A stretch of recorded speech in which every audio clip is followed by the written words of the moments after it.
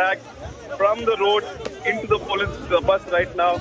Before they could enter the residence of the Chief Minister. They wanted to gherao the Chief Minister's residence in Racecourse Road against the whole low-caste corruption issue. How can a sitting MLA be absconding without the support of the government is what Rahul Gandhi also said. All the senior Congress leaders, including sitting MLAs, former Chief Minister, have been detained right now. The first time in the recent history that former CM and all Bangalore MLAs wanted to march towards the CM's house and have been detained by the police. All right now the leaders are getting detained by the police, but expect further escalation. At the end of the day, an MLA's son, the BJP MLA's son, has been caught by the Lokayukt taking a bribe.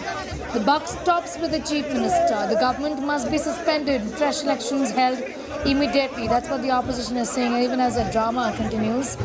With several top leaders of the Congress there, Naga, getting detained and now being taken away by the police. Naga. So, well, the police bus is moving right now. All of them have been picked up. The main leaders that were on the protest have been picked up right now. The bus moved also. More than 20 legislators, including general secretaries and party chiefs, have been picked up by the police right now. Now is the time for the workers. Many workers have removed their shirts also. If I can ask my camera person to show you this visual, that they're standing in the footboard of the bus and remove their shirts, waving from the windows. You can see clearly these visuals that Congress workers are trying to put out their anger, vent out their anger by removing their shirts inside the bus because they feel that forcefully they have been picked up by the police and not allowed to have the fundamental right, which is protesting. Even they have been picked up. Dramatic visuals they have from the city of Bengaluru where Congress workers have removed their shirts and protesting against the government. Protesting against the government, dramatic pictures coming in of the protest. Now we have some women workers there, Naga, who are also getting detained by the police.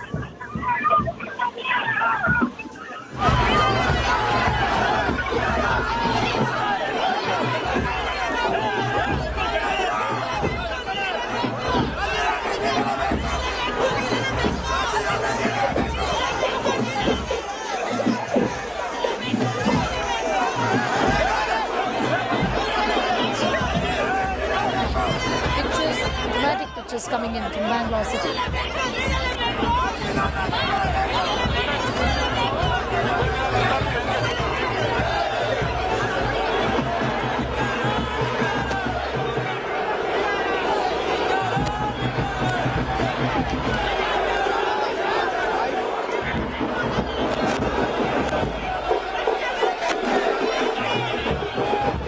Be with us, even as we're staying with these pictures. The Congress, Naga, is expected not to, in fact, let this matter die down. That's something that's not going to happen. This is an allegation, and this again is a matter that they're going to continuously talk about. And one wonders whether this election really is going to be about the allegations of a commission sarkar.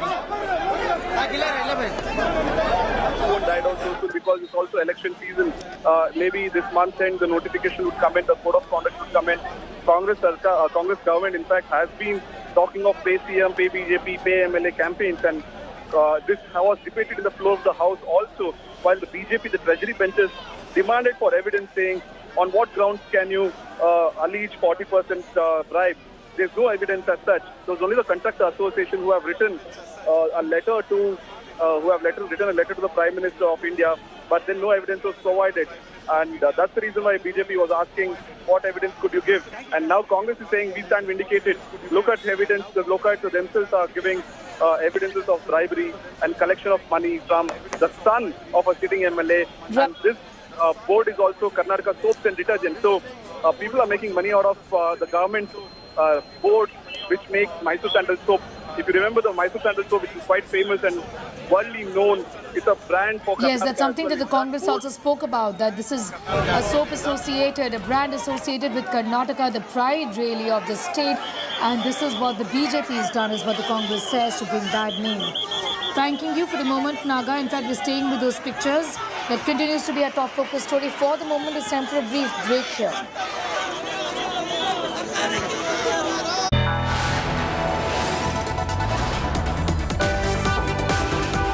You are watching India Today.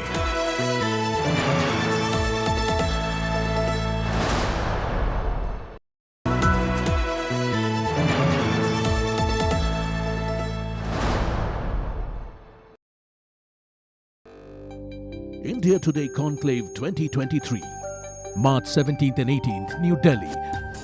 Listen to S. Jaishankar, Shashi Tharoor, Justice U. Lalit, Justice Sharad Arvind Bobde, Sanjeev Goenka, Anil Agarwal. The India Moment.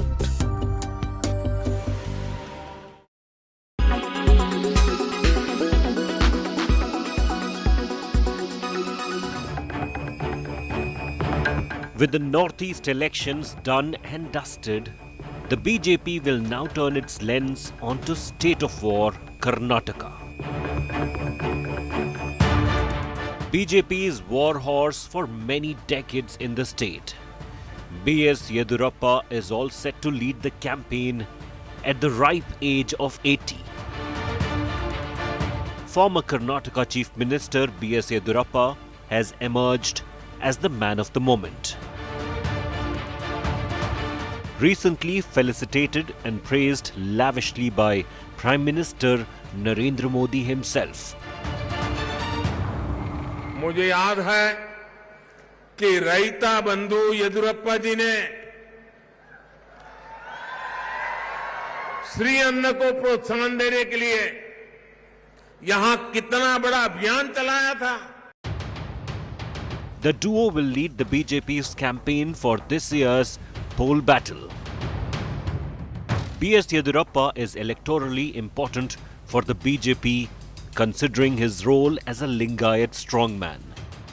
The Lingayats make up at least 17% of the Karnataka vote bank and are the largest community in the state. They are also the BJP's most loyal vote bank, thanks to Yedurappa.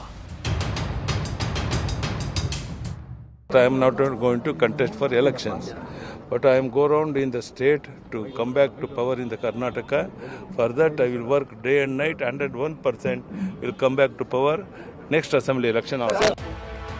But the big question looms: who will be the BJP's CM face? Bureau Report, India Today. Arnold Schwarzenegger is back. The Terminator star is all set to return with an upcoming comedy series titled Fubar.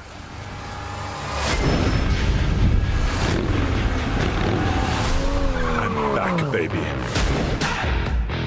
The drama will address normal family concerns set against a worldwide backdrop of espionage, action and humor, forcing characters to work together as partners. Back, baby.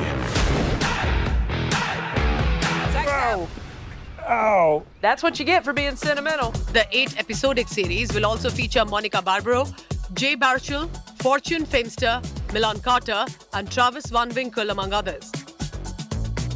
Fubar will premiere on 25th May on streaming giant Netflix. I'm back, baby. Ow! That's what you get for being sentimental. In a crowded place, can you just imagine? It's unparalleled, the way it all just happened. If you can't have Wow singer Sabrina Carpenter and Shawn Mendes are reportedly dating, and the couple was spotted strolling in Los Angeles. friends, asking what it's like to be loved like this, to be recognized behind the scenes. Maybe vulnerable, you make me so vulnerable. I won't lie to you. The Treat You Better hitmaker was spotted wearing a pair of blue corduroy pants, a white shirt and a shearling-lined jean jacket for the outing, while Carpenter kept things casual in an oversized black sweatshirt and sneakers. And you're spending all your time in this wrong situation, and anytime you want it to stop, I know I can treat you better than he can.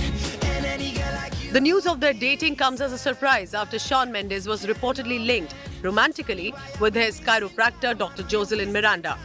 According to reports, the couple has been spending a lot of time together following Shawn Mendes' split from Camila Cabello after 3 years of dating. I'll stop time for you the second you say you'd like me to.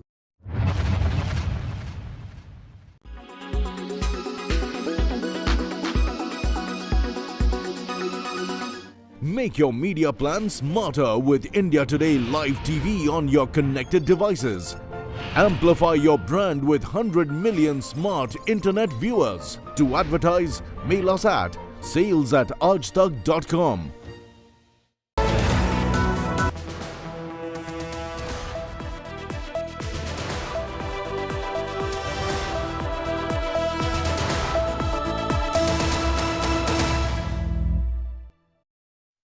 Hello and welcome to this week's edition of World Today, where we will be focusing on none other than the G20 foreign ministers meeting that took place here in New Delhi.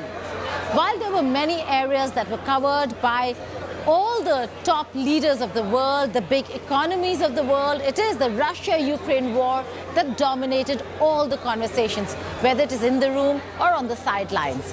However, there were some important bilateral meetings also that took place, particularly the one between India and China. Here's a detailed report.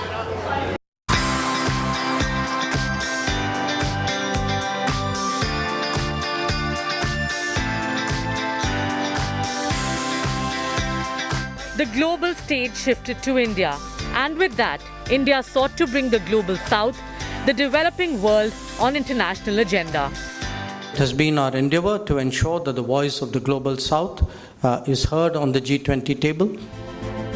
But the Ukraine conflict didn't let that happen as it should have.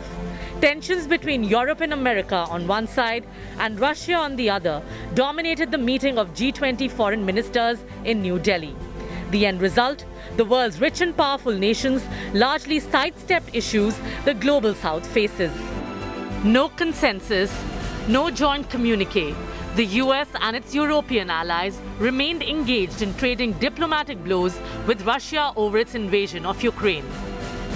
Did we fall short of expectations? Why is it called what it is? There were issues, and I think the issues, I would say, very frankly, concerned the Ukraine conflict, on which there were divergences. There was a chair summary because there were differences on the Ukraine issue which we could not reconcile between various parties who held differing positions. Is it, is the conflict impacting the global south? Of course it is. For much of the global south, this is a make or break issue. That the costs of fuel, the cost of food, the cost of fertilizer, the availability of fertilizer, which means next year's food, these are all extremely pressing issues. And if you see some of the countries who were already struggling with debt, who were already impacted by the pandemic, for them, this conflict, the knock-on effects of this conflict coming on top of that, has been really, damaging is a very, very mild word. The sparring came despite host India urging the G20 to bury its differences and instead focus its attention on the global south. After years of progress, we are at risk today of moving back on the sustainable development goals. Many developing countries are struggling with unsustainable debt while trying to ensure food and energy security for their people. On the margins of the two-day international event, India, however, held significant bilaterals with visiting ministers. Among them, with US Secretary of State Antony Blinken and China's Qin Gang. At the one-on-one with Chinese Foreign Minister during his visit, border issues dominated the talks. Remember, ties between the two Asian giants have strained since the Ladakh military standoff in May 2020. The thrust of the meeting was really on our bilateral relationship and the challenges in the bilateral relationship, especially that of peace and tranquility in the border areas. A leading voice of the developing world, India, on its part, prioritized global food and energy security and development cooperation on world stage, and firmly told China that peace along the border held the key to normalizing ties between the two neighbors. With Geeta Mohan in Delhi, Bureau Report, India Today. On the sidelines of the G20 foreign ministers meeting, we had an exclusive conversation with US Secretary of State Antony Blinken. A lot was discussed. Listen in. This is an India Today World exclusive. The most prominent voice from the G20 ministerial is joining us here on India Today today. U.S. Secretary of State Antony Blinken, many thanks for joining us and doing this. Good to be with you. Thank you. The G20 presidency has begun at a tumultuous time. There are so many differences. You've been speaking about it. We've heard various leaders at various press conferences address the same issue. But the bigger question over here is that despite all the conversations and heated exchanges that we've been hearing about, there still is no consensus on the Russia-Ukraine war, no consensus on the communique. Now, in that, I'd like to know how and why has the West failed in isolating Russia? Why do I say that? Because Russia is still in the room, and in fact, you actually met the Russian Foreign Minister, Lavrov. So first, I think it's very clear in a variety of ways that Russia is isolated in terms of its aggression against Ukraine. Go back a couple of weeks ago, 141 countries, 3/4 of the United Nations, stood up in the General Assembly and voted for a resolution condemning Russia's aggression and calling for a just and durable peace in Ukraine. Here at the G20, the foreign ministers meeting, if you look at the chair's statement that was put out by India, it reflects on the part of 18 of the 20 countries, that is every country except for Russia and China, the very language that was used by the leaders in the Bali meetings just a few months ago in terms of what Russia is doing in Ukraine. So I think world opinion is very, very clear on this. And in the meetings today, I think it's also fair to say that a number of countries, again, called on Russia to end its aggression. And, you know, this is a concern not just for Ukraine, not just for countries in Europe. It's a concern for the entire world because the consequences of Russia's aggression are being felt around the world. People are feeling it in terms of higher energy prices, higher food prices, and countries are feeling it in a different way because there's been an assault not just on Ukraine, but on the principles at the heart of the United Nations Charter, principles that are necessary for trying to keep the peace around the world, like one country can't simply go and try and take over another, erase its borders, erase its identity. So I think it's very clear where the world is on this, and that was reflected here again in New Delhi. But the aggression continues, and there is no stopping them. G20 has not been able to. US sanctions have not been able to. So when we talk about isolation, we're talking about absolute isolation of a country that is an aggressor. And that certainly doesn't seem to be the case here. Well, I think if you look at what's actually happened, the Ukrainian people, with a lot of support from countries around the world, have actually stopped what Russia was trying to do. Russia was trying to erase Ukraine from the map, to absorb it into Russia, to make it so that it didn't exist anymore. That has failed, and it's failed because the Ukrainian people stood up and because so much of the world came to help Ukraine in defending itself. Since then, since that initial attempt to eliminate Ukraine as an independent country failed, Russia has been pushed back in Ukraine to the east and to the south.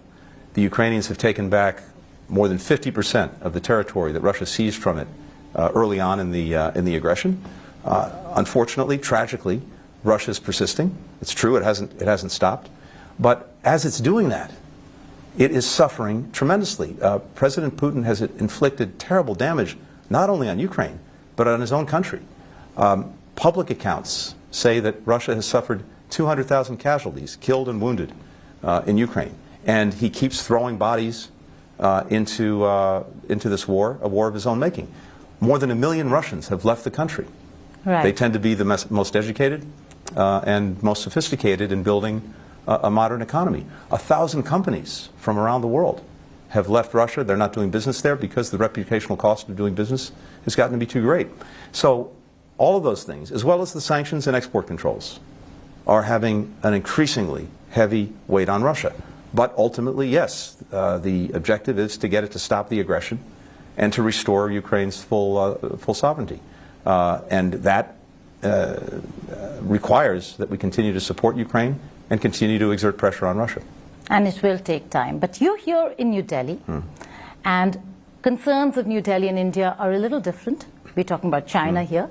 Do you think, because of this war, the focus has shifted from China and Chinese aggression, whether it is against Taiwan, India, or for that matter, now we see Chinese spy balloons in American airspace. Is that a concern? How do you see America counter China, and how do you see America continue being a net security provider for the world? On the contrary, I'm seeing two things. First, as I mentioned, even as so many countries are working to support Ukraine, they're also working together, including here at the G20, to address global problems of concern to people around the world. And I mentioned a few of them, from food insecurity to energy insecurity to climate to global health, including in the wake of COVID, to make sure that that doesn't happen again. At the same time, I actually think that what Russia has done in Ukraine has awakened other parts of the world to concerns about other would-be aggressors. And the very reason that so many countries beyond Europe are standing up against Russia's aggression is because they know that if we let that aggression stand with impunity, then other would-be aggressors might say, well, if Russia can get away with it, so can we, so can I. And that, I think, is a powerful motivator. At the same time, tomorrow we'll be meeting with our partners in the Quad, Australia, Japan, and India. And I'm very much looking forward to that, because we've done a lot of work to focus on issues of common concern to us in the Indo-Pacific. And the United States is deeply engaged throughout the Indo-Pacific with a shared goal that we have with India, with Japan, with Australia, but also with most of the countries in the region, and that is to make sure that we maintain a free, open, prosperous Indo-Pacific. And there are so many things that we're doing together to ensure that we're able to do that. Talking about another concern that India has, there has been a lot of criticism when it comes to the Indian government with regards to certain American businessmen and short sellers who have come out with reports that have not gone down well with the government, particularly massive losses to one of India's top industrialists, Gautam Adani. And then George Soros coming out and saying that the Hindenburg report will lead to a democratic revival in India. Was this matter discussed with your Indian counterpart, Dr. Jaishankar? If so, what was your response? If not, could you weigh in on the matter? It wasn't discussed, and I think for a very good reason. These are private matters concerning private companies, private citizens, and they don't affect the relationship between the United States and India, the government to government, and the work we're doing both directly bilaterally, but also here at the G20 in support of India's leadership. That's exactly what we focused on today, the work that we've been doing, and it's been quite extraordinary, in deepening and strengthening the strategic partnership between India and the United States. I think it's reaching unprecedented levels, and we look forward to demonstrating that further when Prime Minister Modi visits Washington in the coming time. And at the same time, today the focus was intensely on the very ambitious agenda that India has for the G20 and the support the United States is providing to that agenda. There's another very important aspect of in the Indo-US cooperation, which is health, the health sector, COVID-19, but the prospects are grim when it comes to reports that are emerging now. The US Energy Department has concluded that COVID pandemic most likely arose from a laboratory leak. In that, you've had many agencies report to you, send out reports. What can we conclusively say that Beijing indeed is indulging in biological warfare?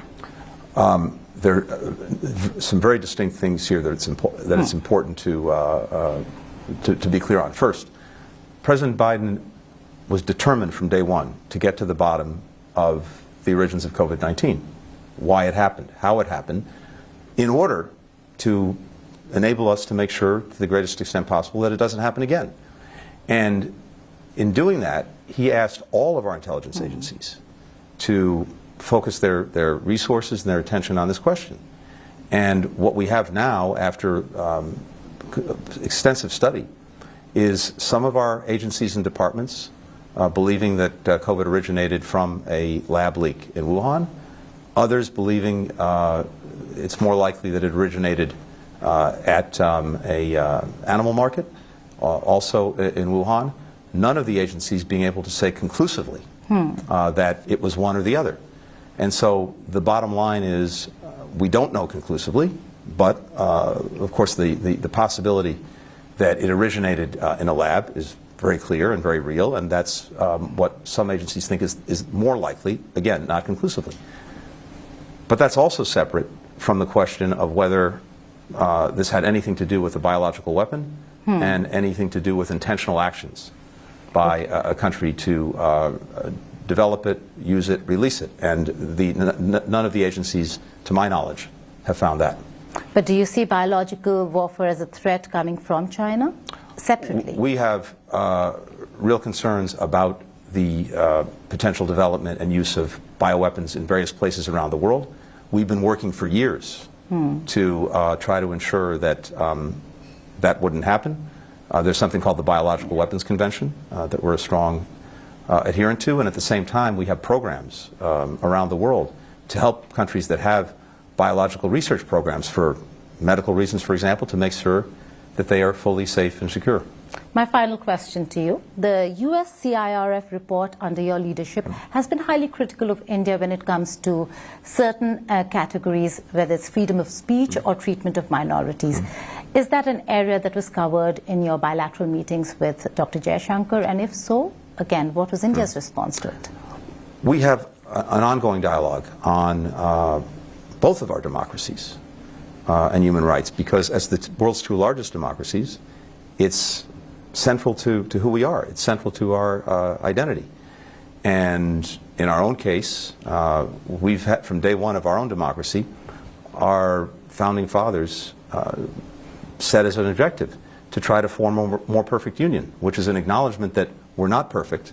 We never will be, but it's in trying to do ever better on democracy, on human rights, that we make progress. And I think that's a shared commitment that both of us have. And when questions or issues come up, we discuss them directly, very openly, very freely. And I think we would hold each other to account when there are concerns. And that's, I think, typical of many of our conversations, and came up today as well. But the point is that we're engaging on these issues directly, as friends, as partners, and I believe and hope working to make sure that both of our societies continue to get stronger when it comes to our democracies and when it comes to human rights. Secretary Blinken, thank you so much for joining us here on India Today and for this very candid conversation. Thank you. Thanks. Very good to be with you. Appreciate it. Time to slip into a short break. On the other side, lots more coming up. Stay tuned to World Today.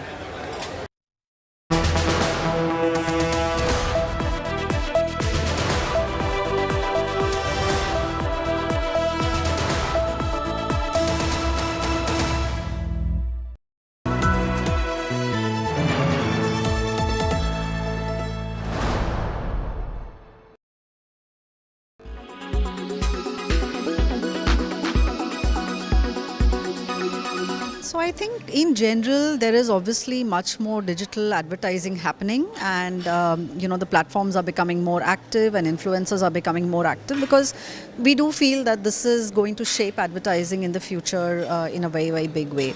So more than I would say, has it gone up or down, because the guidelines are very recent. I think what we can say is that just at an anecdotal basis, we are seeing a lot more influencers who are compliant. We are seeing the hashtags being used. We are seeing the paid partnership tags being used. So I think that's a great step. And we are definitely seeing more platforms also bringing in disclosure labels, so that there is a native way to kind of disclose your material connection. So I think influencers are taking this whole thing, I feel, in a really good way, in a very positive way, and using disclosure, not with any kind of pressure, but I think as a voluntary choice that they are making. And I think that is really, really great news. Absolutely. Like you said, there's been a rise in digital ads. Digital influencing marketing is the newest thing on the block.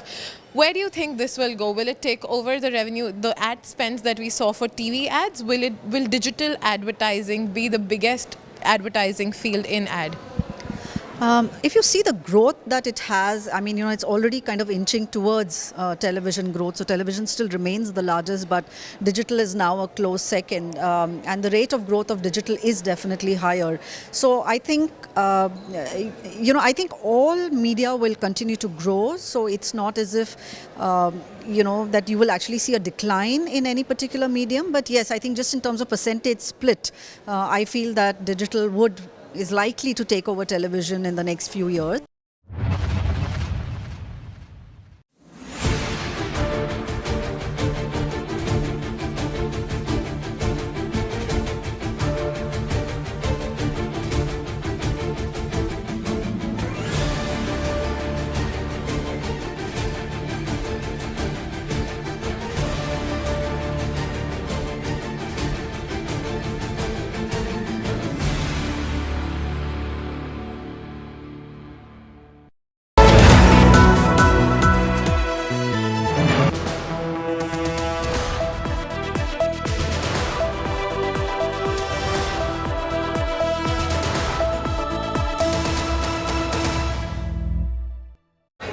Welcome back to World Today.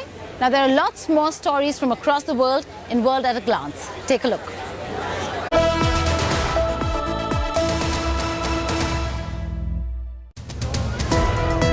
At the Paris International Farming Fair, French President Emmanuel Macron met several critics who questioned the pension reforms proposed by his government. These reforms would raise the legal retirement age in the country from 62 to 64 years. Ever since these reforms were proposed, there have been many nationwide protests opposing the reforms. French senators are debating the issue in the assembly. Amid warnings of an impending food crisis in North Korea, Kim Jong-un has ordered expansion of farmlands to boost food production. He also instructed authorities to improve the infrastructure by revamping the irrigation systems and building more farming machines. Pakistan Hockey Federation confirmed hockey player Shahida Raza was among the people who died off the coast of Italy as the boat carrying them sank. The vessel was believed to have been carrying 200 people. Raza had reportedly enlisted human smugglers to get her out of the country. The Chief Minister of Balochistan expressed grief over her death and said she had brought honor to the province and the country. A South Carolina jury has found Richard Alex Murdaugh guilty of killing his wife and son. He was also convicted of 2 related firearms charges. The judges denied his lawyer's motion for a mistrial, saying the evidence of guilt was overwhelming. Mr. Murdaugh, you now having been found guilty of 2 counts of murder involving your wife and your son. Murdaugh had pleaded not guilty, though he admitted to lying about his alibi and to an array of financial crimes that dented his credibility with the jury. A supermarket belonging to the family of Lionel Messi's wife was attacked by 2 armed people on motorbikes. According to reports, they all left a threatening note that read, "Messi, we are waiting for you." That's all in this edition of World Today, but before I go, marking the retirement of Edith Childs, who was known for having popularized the chant, "Fired up, ready to go." It is the former US President Barack Obama who was all praises for her. Fired up, fired up, ready to go, ready to go. Fired up, ready to go, ready to go. It's Edith Childs. How you doing? I'm doing good. How are you? And suddenly I hear in the background, "Fired up." And everybody acts like this is normal and they all shout, "Fired up." And then after that, "Ready to go." And everybody says, "Ready to go." And I look back and I see this woman smiling who has been leading this chant. And it turns out her name is Edith Childs. And that chant eventually we do in front of 100,000 people at huge rallies as the campaign went on. I don't know about you, but I'm fired up. Fired up, ready to go. Edith, hit it. Fired up, Fired this child shows you what one voice can do. One voice can change a room. And if it can change a room, it can change a city. And if it can change a city, it can change a state. And if it can change a state, it can change a nation. And if it can change a nation, it can change the world.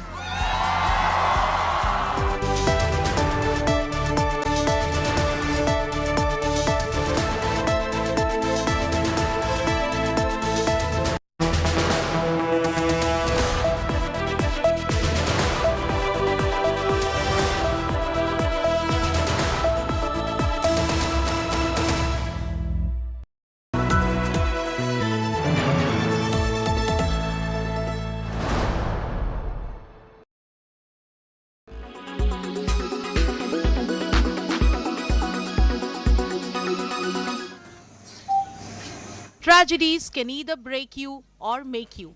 And this story from Naxal hit Gadchiroli will inspire you in many ways. Bharati Bogami was just 17 when her father, the Sarpanch of Lahiri village, was shot dead by Naxals in 2002. A brain tumor survivor, she faced several financial problems and yet continued her struggle to become a doctor. She now serves in the same area where her father was killed. मैं सोच रही थी अब तो पापा चले गए, अब ये सब होने के बाद अगर यही मेरा फ्यूचर, अगर मैं पेपर ना दूं तो आगे कैसे बढ़ूं। मेरे पापा की एक ख्वाहिश थी कि मुझे बचपन से मुझे बोलते थे नर्स, बोलते थे डॉक्टर, बोलते थे, ऐसे मुझे अच्छा लगता था। पढ़ाई पूरी होने के बाद मैंने सोच लिया या तो सब सिटी में रहकर सब लोगों को तो डॉक्टर है, लेकिन मेरे गाँव को मेरे लोगों की बहुत ज़रूरत है। मेरे दिल में ऐसे कुछ तो भी चुभन सी लग रही थी कि अपने गाँव जाके मैं सेवा दूँ, इसीलिए फिर मैं रिटर्न आ गई। Bogami found a life and work partner in Satish, who moved from Beed to the tribal area only to support her dream of serving her village. मेरी जो बीवी है उसने मुझे मोटिवेट किया कि उन्होंने मुझे ये बताया कि doctor Prakash Amte, doctor Mandakini Amte, doctor दिगांत Amte और डॉक्टर अंदाकिनी आमटे वो जो कार्य वहाँ करते, उनसे कुछ मैं इंस्पायर होके मुझे भी ऐसा कुछ लगा दिल को कि अपन जाके आरोग्य में थोड़ी तो सेवा देना। मेरे अंतर्गत जो 52 गांव है वहाँ जाना इम्पॉसिबल है। कई बाइक पे जाना पड़ता, कई जगह 10-10 किलोमीटर चलते हुए जाना पड़ता, वो आरोग्य सेवा देना पड़ता है। Bharati and her husband have made it an aim to serve people in her village where health facilities are not easily available. Bureau Report, India Today.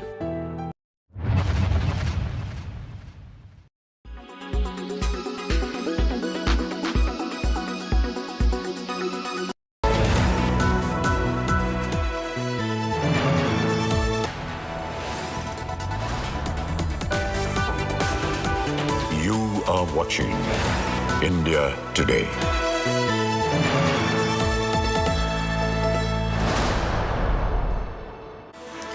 Hi there, very good afternoon. You're watching India Today TV. I'm Sneha Mordani. The top stories this Saturday afternoon first.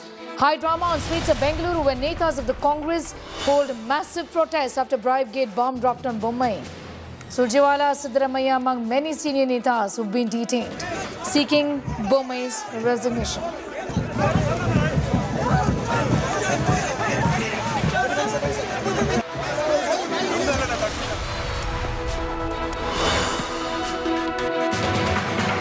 BJP tears into Rahul Gandhi over his Cambridge speech, fire Dinah's jibe, say denigrated India on foreign soil.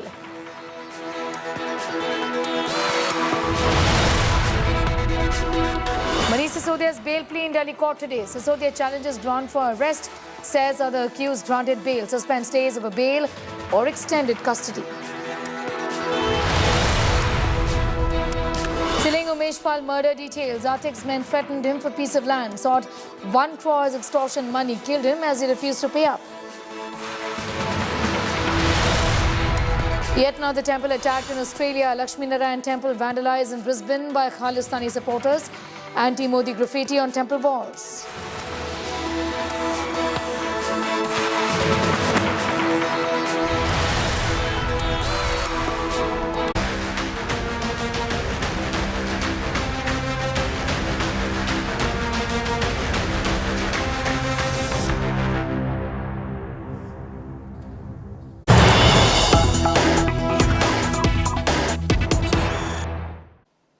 We have some news just coming in. Let's go straight to that. Dozers, in fact, once again rolling into UP streets for the fourth day. Now we have bulldozers once again being used. And this is Don Mukhtar Ansari's son's houses that have been razed right now.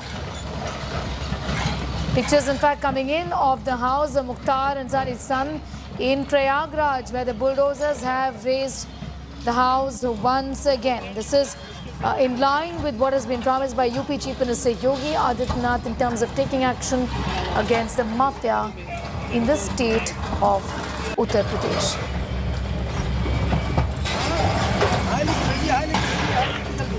Santosh Sharma is getting asked more details on that story. Santosh, right now, what more can you tell us about the house of the son of Mukhtar Ansari, well-known Don there, getting razed down?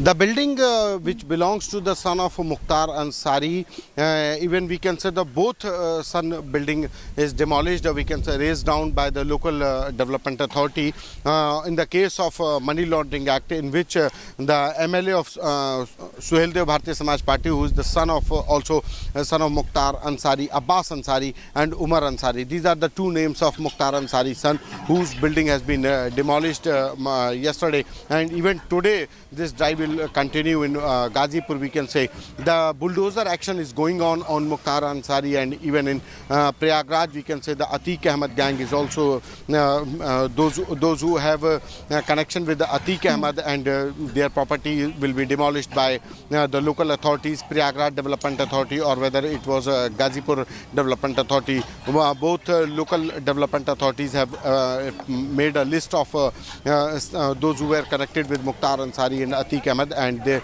their buildings, illegal properties will be demolished. All right, their properties will be demolished and we will see similar action. In fact, we have more news coming in. Let's go straight to that.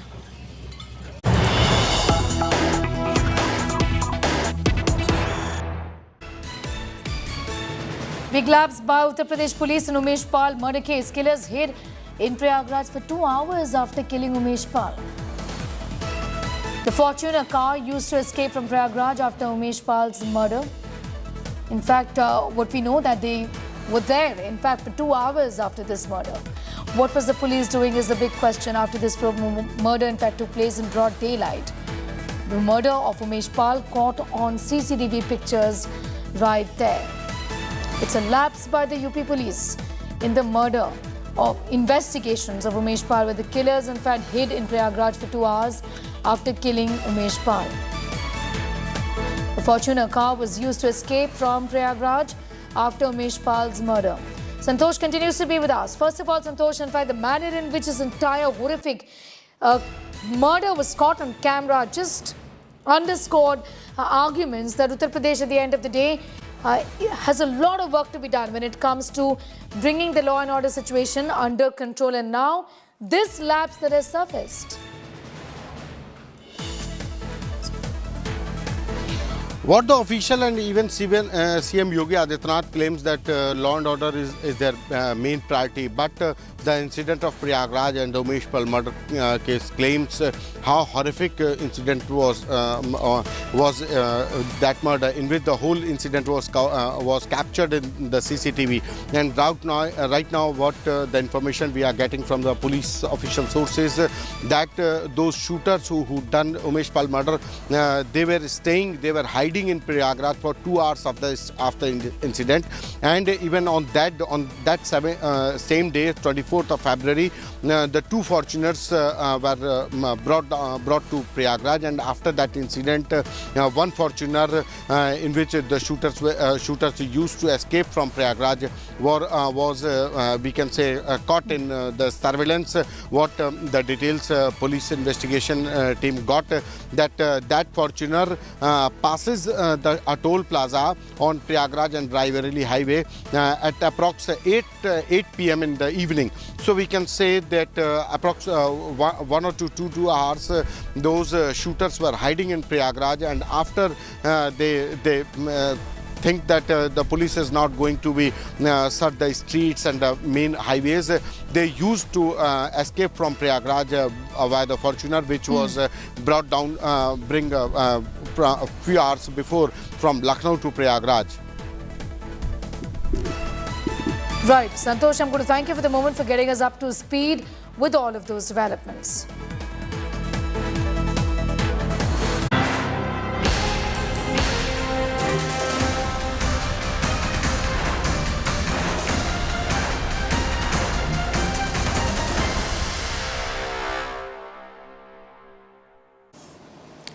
The Karnataka bribe gate explodes in Bengaluru. Karnataka Congress has staged a massive dharna demanding the arrest of BJP MLA Madal Virupaksha, whose son was caught taking a bribe on Friday.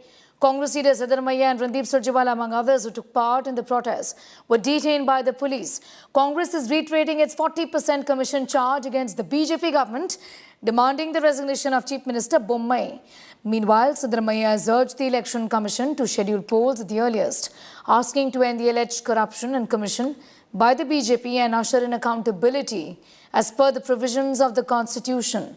After Pay CM, Congress has now launched a Pay MLA campaign, which is the part of efforts being made by the opposition to hold the corrupt Bommai government accountable. We never supported terrorism. It is in fact Indira Gandhi, Rajiv Gandhi died for what? Because of the terrorism. So till why Congress party is supporting terrorism? See, Amit Shah is also lying. He is also a great liar. जिस प्रकार से जिस बदनीयत से दोनों हाथों से Bharatiya Janata party और बोम्मई सरकार कर्नाटक को लूट रही है, कर्नाटक में रिश्वत का बोलबाला है, चारों ओर आपके पैसे की, कर्नाटक की जनता के पैसे की लूट और खसूट मची है।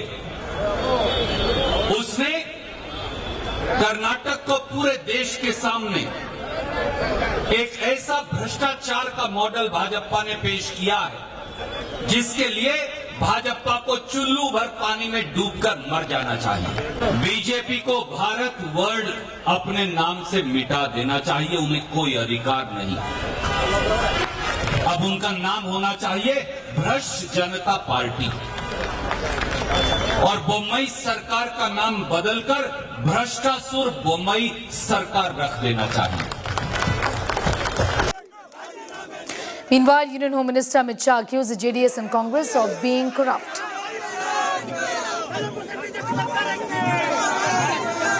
एफडीआई में पहला नंबर लाने वाली भाजपा को वोट देना है या भ्रष्टाचार में पहले नंबर वाली जेडीएस और कांग्रेस को वोट देना? जो पार्टियां परिवारवाद करती है वो कर्नाटक का भला नहीं कर सकती। जेडीएस को आप जब वोट देते हो उनको 25-30 सीटें मिलती हैं और बाद में वो 25-30 सीट लेकर वो कांग्रेस के पास चले जाते हैं और कर्नाटक फिर से भ्रष्टाचारी नंबर 1 कांग्रेस पार्टी के रूल में आ जाता है।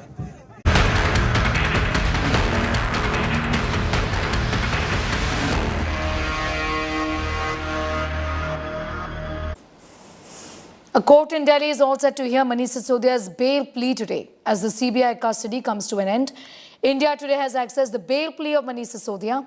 In this plea, the former Delhi Deputy Chief Minister says he joined the probe as and when he was called for by the investigating agency, that he has been cooperating. He's also said that the other accused in the case were arrested by the agencies, had already been granted bail by the court. Remember, the former Deputy Chief Minister of Delhi was arrested last week in a corruption case related to the alleged Delhi excise scam. AAP is also likely to stage another protest against Sisodia's arrest. Delhi Chief Minister Arvind Kejriwal has been defending his most trusted lieutenant, calling it political vendetta. He challenged that the central agencies won't find anything against him. ये लोग आरोप लगा रहे हैं कि मनीष सिसोदिया जी ने शराब की दुकान वालों से पैसे खाए। यही तो आरोप है भाई। जो आदमी 100 करोड़ रुपए खा गया उसके घर में करोड़ 2 करोड़ तो बिखरे हुए ही मिल जाते हैं। लाख 2 लाख 10 लाख रुपए तो यूं ही मिल जाते हैं। मनीष सिसोदिया के 10,000 रुपए नहीं मिले। 10,000 रुपए नहीं मिले उसके घर पे, तो पैसे गए कहां? तो कहां से मिलेंगे पैसे जब खाए नहीं? प्रधानमंत्री जी चाहते हैं कि दिल्ली के अंदर जो अच्छा काम हो रहा है वो अच्छे काम को रोका जाए, क्योंकि जो काम हम लोग कर रहे हैं वो नहीं कर सकते। आम आदमी पार्टी आंधी है, आंधी।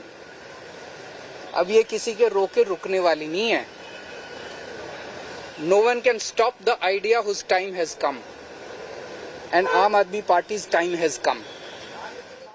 मनोज तिवारी जी शराब की बोतल के साथ गाना गा रहे हैं, बेबी बियर पी के नाचे छम छम छम छम छम। बेबी का मतलब क्या है, मैं गूगल पे देख के बताता हूँ। बहुत छोटा बच्चा, शिशु, मतलब ये छोटे बच्चों को भी बियर यानी कि शराब पीने की बात कर रहे हैं।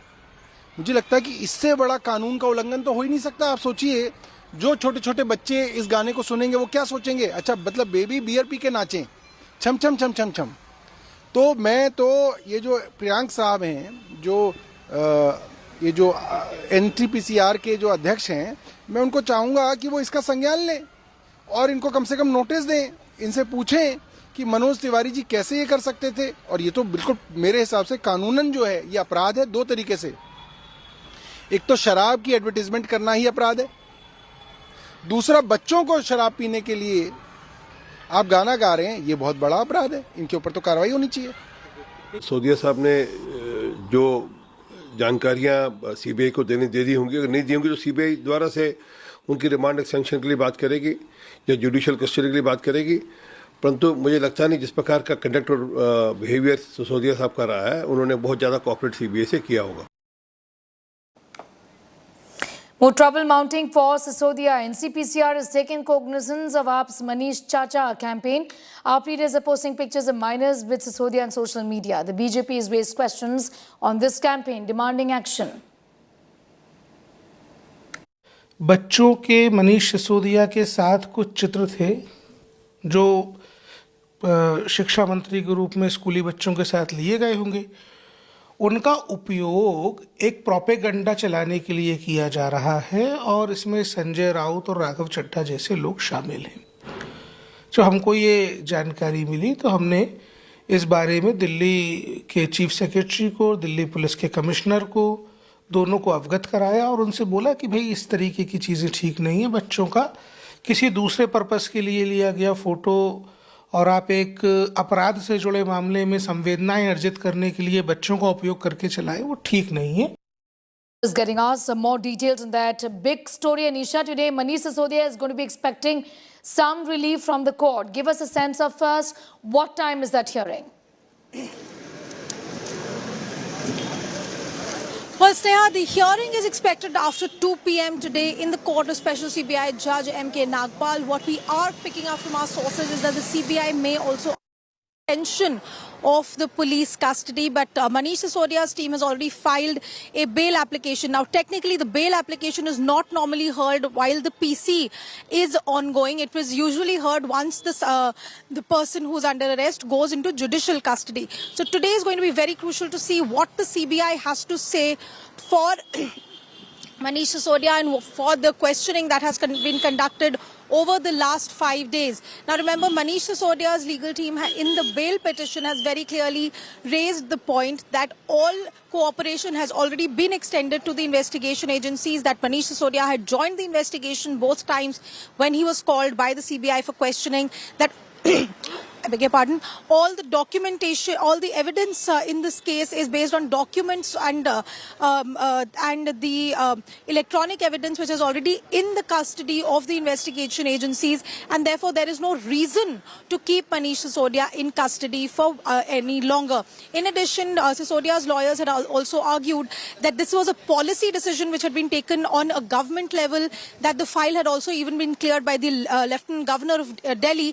So where exactly only is the CBI or the ED raising the allegation of corruption in this policy change. So all of these arguments will play out in the court. We'll have to wait and see at around after 2 o'clock when the CBI will bring Manish Sisodia here to the Rouse Avenue court and will present their case, whether the CBI asks for an extension of custody, what they say. Also, we're picking up from our sources that the ED may also want to question Manish Sisodia since there is an investigation ongoing with regard to the money trail connected to this liquor case. So we'll have to wait and see how this is going to play out after 2 p.m. once he's brought to the court. Back to you. Thanking you, Anisha Mathur, for getting us those details. Assam Chief Minister Himanta Biswa Sarma has launched an attack on Congress MP Rahul Gandhi for his speech on Cambridge University. Sarma, in a series of tweets, has said Rahul's speech at the university was nothing but a brazen attempt to denigrate the country on foreign soil. Rejecting Gandhi's claims of Pegasus being installed on his phone, the Assam Chief Minister pointed out the Supreme Court ruling on the matter, which said there was no conclusive proof of the Israeli spyware being installed in phones. Biswa also attacked Gandhi over his remarks that the Congress leader saw terrorists from a distance during Bharat Jodo Yatra. Sarma asked why Gandhi did not report this matter to security agencies. Also, he further hit out at Gandhi for insulting Pulwama martyrs by calling the terrorist attack a car bomb. ये देश का नेता दल कोई भी किसी का हो, लेकिन देश सभी का एक है। अगर देश के बाहर जाकर के देश के विरोध में, देश की संस्थाओं के विरोध में अगर इस प्रकार की बयानबाजी श्री राहुल गांधी जी कर रहे हैं, तो वह सत्ता वियोग के शिकार हैं। उनको यह ध्यान में रहना चाहिए, जिस प्रकार का पाप उनके खानदान के ऊपर जिस प्रकार के आरोप हैं, कांग्रेस के बड़े बड़े नेताओं पर आरोप हैं, अगर इस देश के अंदर ऐसी व्यवस्था नहीं होती तो लंदन में जाके भाषण नहीं दे रहे होते, तिहाड़ जेल के अंदर होते। ये इन्फॉर्मेशन युग है और कोई बात किसी से छिपती नहीं है। अगर राहुल गांधी नहीं कहेंगे तो कोई और कहेगा और बात लोगों तक पहुंचेगी। दुनिया में आज जो भी मीडिया है, इंटरनेशनल मीडिया है, वो कभी किसी को बख्शता नहीं है। लेकिन उनका रॉन्ग मैं तो एक नसीहत देना चाहती हूँ अनुराग ठाकुर को, थोड़े पढ़े लिखे प्रतीत होते हैं, कैम्ब्रिज का लेक्चर सुनिए, थोड़े आपके ज्ञान चक्षु खुलेंगे, वर्ल्ड व्यू आएगा।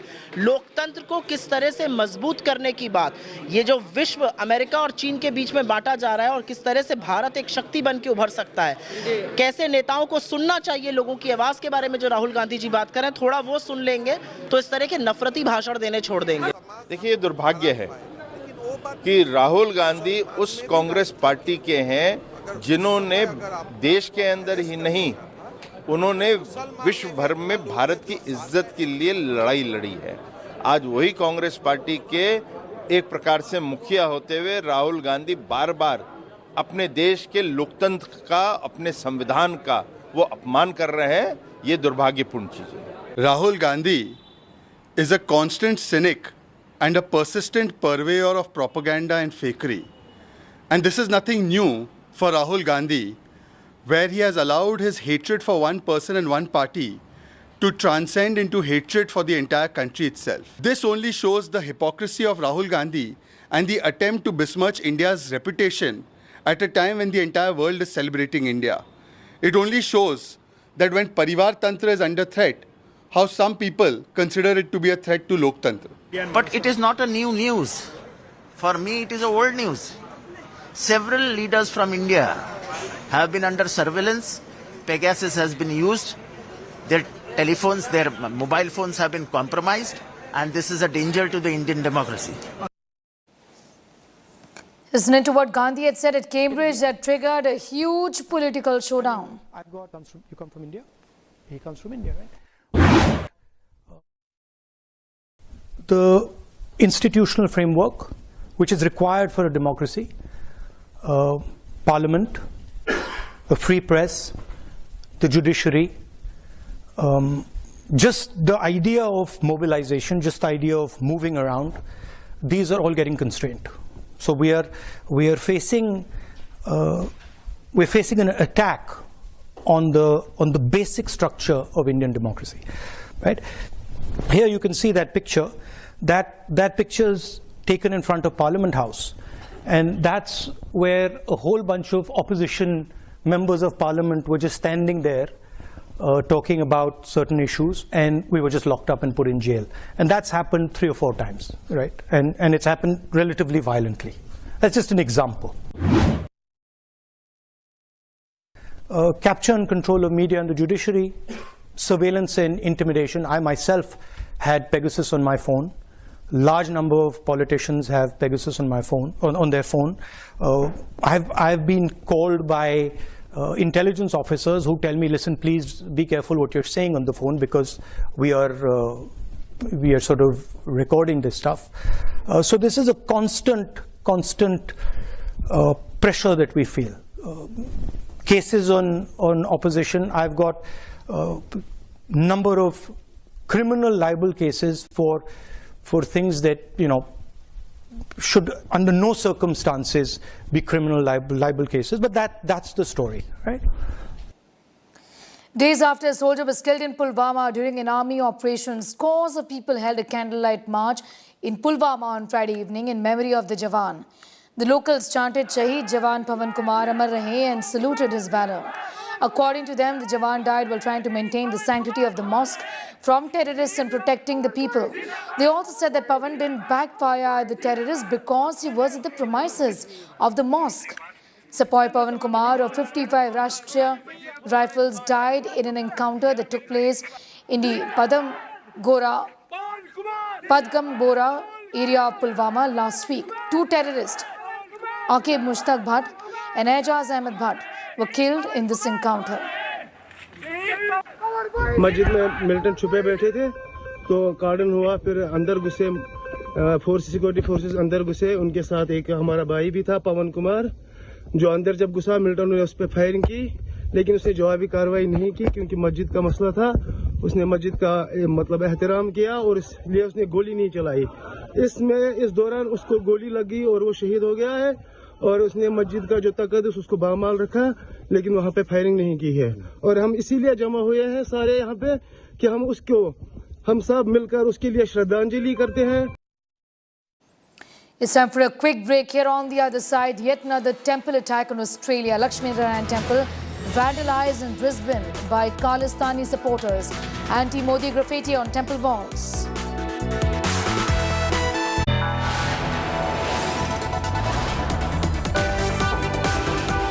You are watching India Today.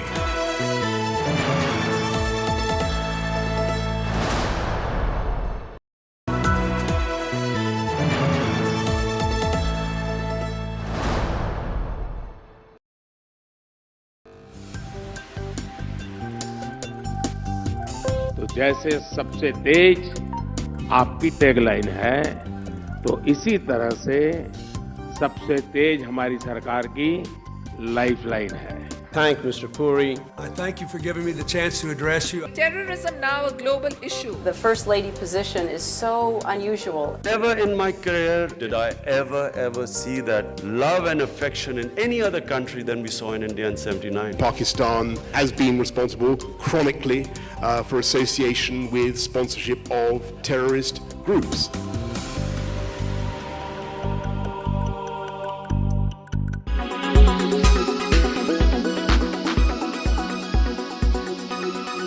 Facing some troubles with the semiconductor shortages, and if you could tell us about the production volumes currently?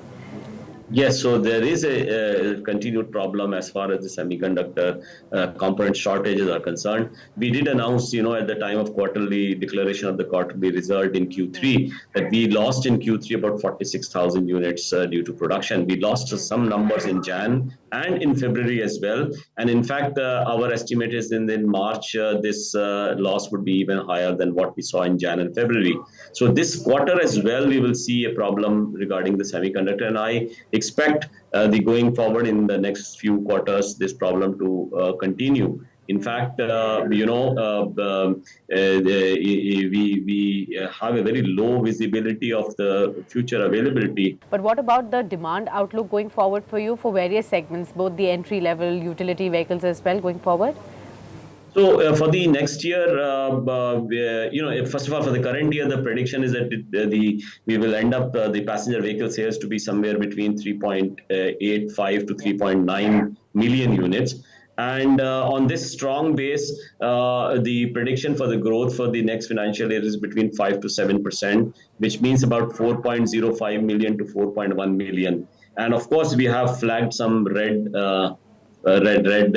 flags, which could impact the demand negatively, which includes the higher interest rates and the loan rates thereof, and then of course the El Nino, which can impact the agricultural incomes, and that can dampen the rural demand as well as stoke the inflation fears. So how do you expect to be dealing with the prices? Do we expect more hikes from here? Listen, it's possible, but we have not decided yet. We are keenly watching the cost structure, and remember, cost structure for an auto OEM is largely the biggest factor is the material cost. Yes. So it's about 75 to 77% of the cost structure for any auto OEM is material cost. And there it depends, much depends on the geopolitical situation. And also remember that from 1st of April, we will have the new RD norms in force. And that requires a change of specs of the vehicle. For many of our models, we have already done so. And that implies that there is a cost effect of the change of specs, entails some sort of a cost increase. And we have to see how much of it can be sort of balanced by the softening in the commodity prices, which we have seen recently. But we have to keep, monitoring the situation and take a decision at an appropriate time.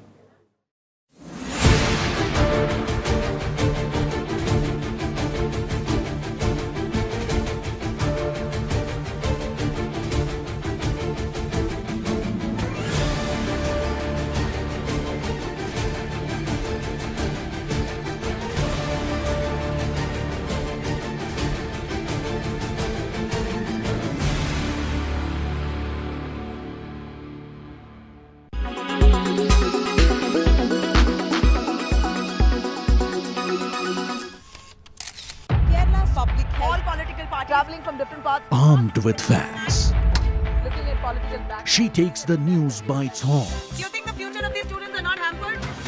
Fierce, bold and direct, setting the tone for the biggest stories.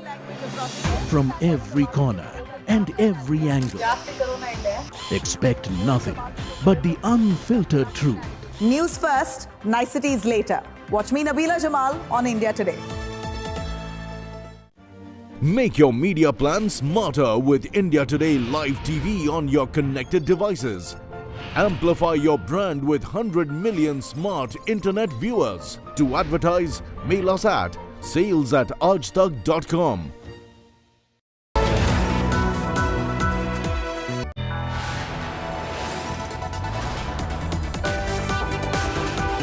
You are watching India Today.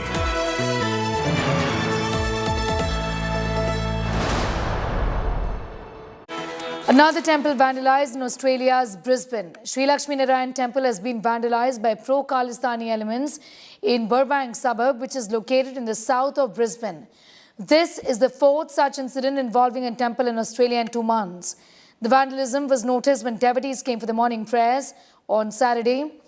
Khalistani supporters destroyed the temple and walls defaced with anti-India graffiti.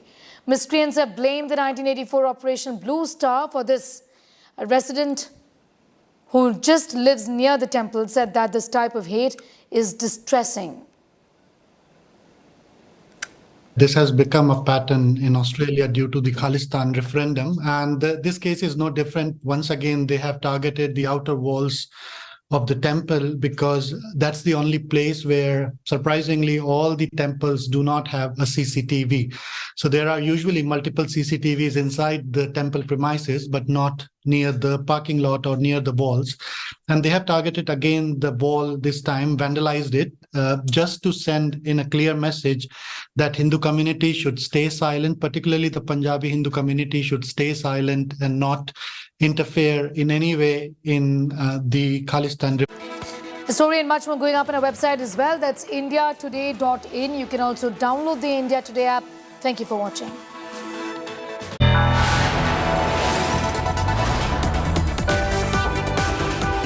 You are watching India Today.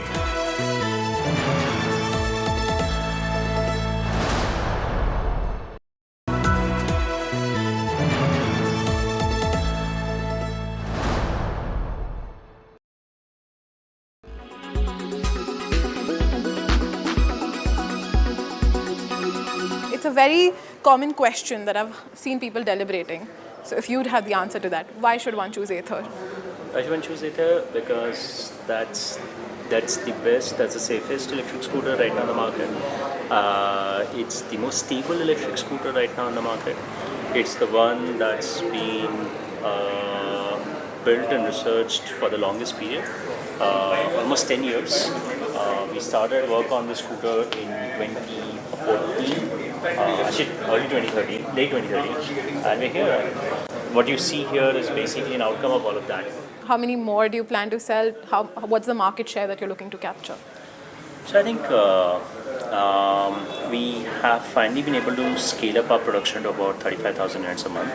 That's on capacity. Our supply chain still is scaling up. It's now doing about 16,000 units a month. And I'm confident of crossing about 25,000 units, almost 30,000 units a month by later this year, and fully utilizing this plant by either later this year or early next year.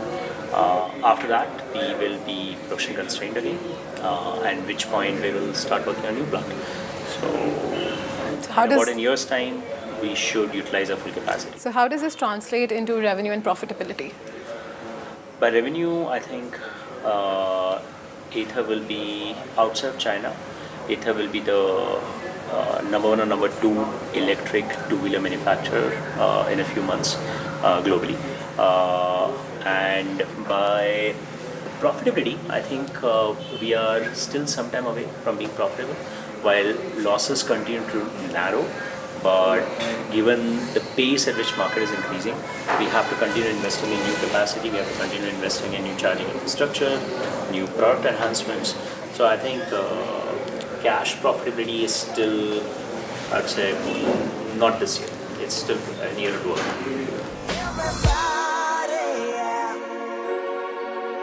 Rock your body, yeah. History will be made yet again as the iconic boy band Backstreet Boys will bring their DNA World Tour to India in May. Backstreet's back, all right.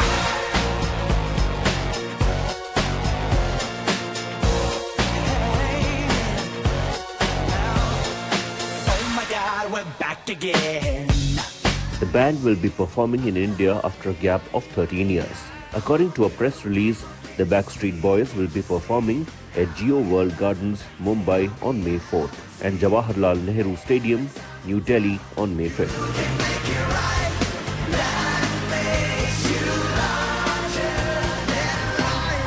The DNA World Tour will celebrate their rich history of flawless choreography, harmony-laden vocal prowess, and an arsenal of megawatt hits such as I Want It That Way, Everybody, and As Long As You Love Me.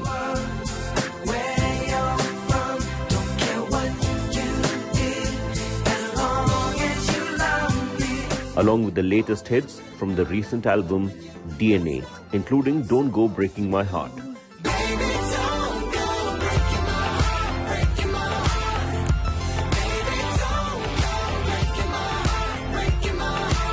Chances, What are the chances that we end up dancing like 2 in a million, like once in a life? and No Place. There ain't no place like you. The Backstreet Boys band was formed in 1993 with AJ McLean, Howie Darrow, Kevin Richardson, along with Nick Carter and Brian Littrell.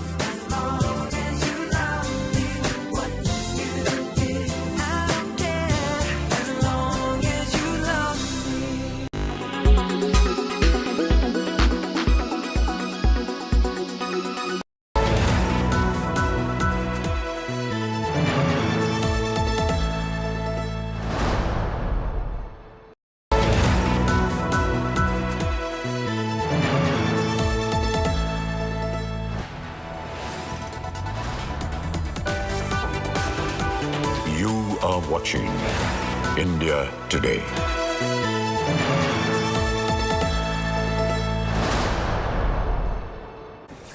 Hello and welcome to this India Today exclusive. I'm Akshata Nandagopal. It's my absolute pleasure to be joined here on India Today by BRS MLC Kalvakuntla Kavita. Ma'am, thank you very much for joining us here on India Today. You've raised a very pertinent issue right now in the run-up to Women's Day. An issue perhaps that touches a chord with most of us women about women's reservation. You're also going to be staging a march in Delhi for the same. It's an issue that's been touched upon very often, and yet we've really not seen any sort of breakthrough, any action on this front, ma'am. Why do you think that is?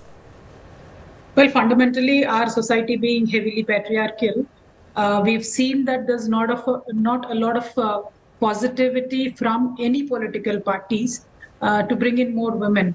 It could be any party, my party, Congress party, Bharatiya Janata Party, any party. And from decades together, this bill has been pending.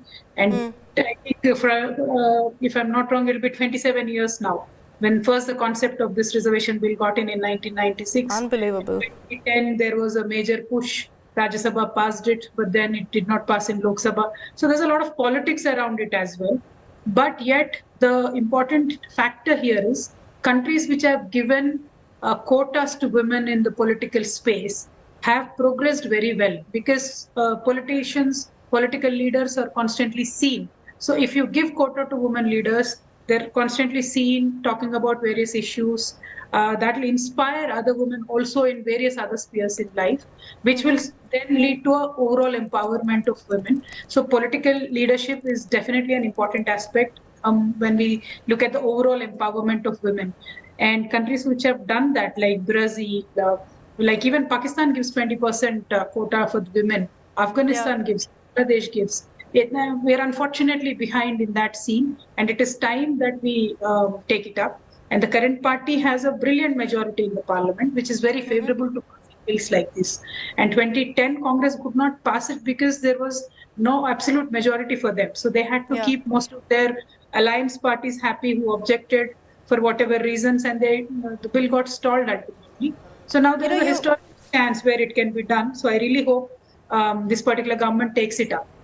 You've mentioned, ma'am, and you started off with that point, which I appreciate, where you say that it's clear that every political party has been lacking on this front. It's not just one political party, and I'm glad you've transcended those political boundaries as well. But having said that, is there a lack of consensus also among women MPs who've not really ensured that this has been raised strongly enough in both houses? You've been a member of parliament. What's your personal experience?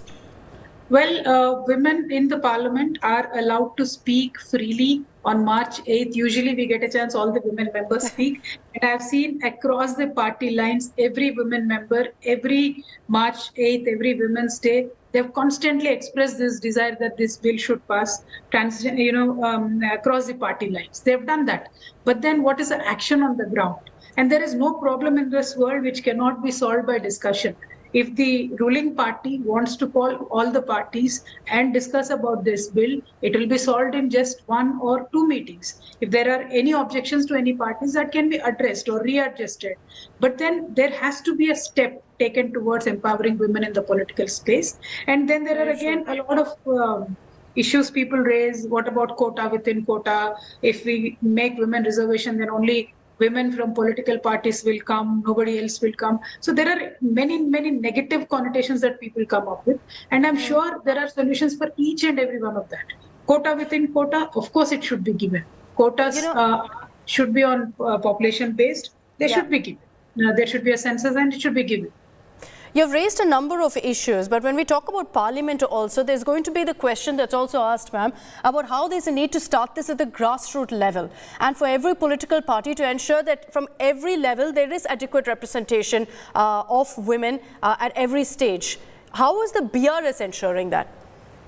Well, in India, most of the states have luckily very, very helpful it has been to the democracy as well, given 50% reservations to women in all the local bodies, sarpanches, MPTCs, ZPTCs, it is given. And as BRS as a party went further ahead, and we gave 33% reservation to women even in market committees, which are fundamentally where upper caste, male-led domains, we've made sure that it is 33% is reserved, and in that 33% women reservation also we give quota for SCs, STs, etc. So that is ensured as well. So on the grassroots level, we are doing good, but then there is a ceiling for women. So when the women again wants to go to the assembly or the parliament, then there is a ceiling, and then parties do not take it seriously and give more tickets. Any party, we can't blame parties across the party lines. Not my party. Nobody gives more tickets to women, because then they quote 100 things, factors of winnability, factors of various things they quote. So unless and until there is a law passed, there is a legislation made, it is made compulsory that the parties have to give seats to women, then only it is possible. And historically, it has been neglected. And it is high time, I believe, when we want to become a superpower in the world, you cannot become without active political participation from the women, who are 50%. Technically, we should ask for 50%, but chalo, whatever is good, 33 also, if we start, it is great. Agreed. Yeah, and there are many solutions that people are proposing. Like, for example, my leader, Honorable KCR Garu, proposed saying, if there is fear in the existing male leaders that we will lose our seats if we give you 33%, let us increase the number of parliament and assembly seats and then accommodate women accordingly. So there are multiple solutions that can be reached out to. Yeah. So the initiative has to be taken somewhere. And in the last 9 years of this government, I've seen, because 2 times in their both manifestos, the ruling party BJP has said that we are committed for women reservation. So that is why we are demanding it. And then I've also noticed that there is not much protest or action happening on the ground. So we wanted to take that initiative as well. That's why we are doing a sit-down fast on March 10th near Jantar. 8th being a holy, we couldn't do it on 8th. So 10th, we plan to do that, because from 13 parliament session also starts. So hopefully there will be some kind of thought process that we can initiate in the ruling party or the opposition party or any party or anybody at all. Because I know one day protests probably won't bring about the great change, but if at least it gives it's a starting point. Absolutely, bit of movement, I'll be